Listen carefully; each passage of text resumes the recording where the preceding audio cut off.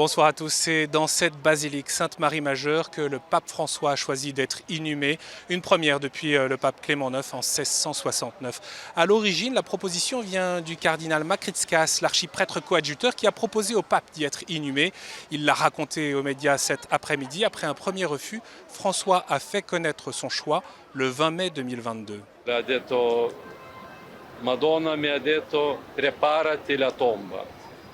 E lui ha aggiunto, io sono felice che la Madonna non si è dimenticata di me.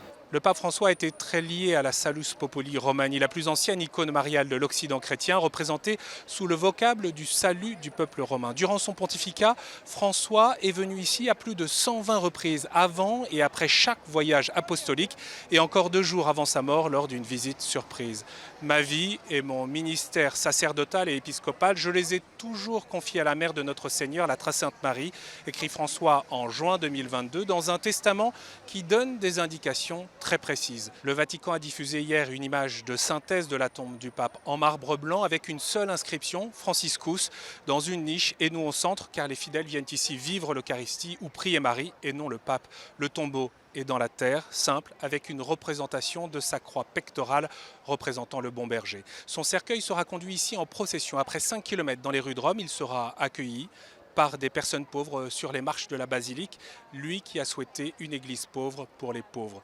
La messe d'obsèques, elle, se déroulera sur la place Saint-Pierre à 10 h, présidée par le doyen du Collège des cardinaux, en présence de représentants des églises chrétiennes, dont le patriarche écuménique de Constantinople, et d'autres religions, comme le grand imam d'Al-Azhar, et pas moins de 130 délégations officielles de tout pays, dont environ 50 chefs d'État et 10 souverains régnants. Une place Saint-Pierre où a convergé la foule encore toute cette journée de vendredi pour rendre hommage au pape François jusqu'au rite de l'adieu au visage et la fermeture du cercueil en privé aux alentours de 20 h.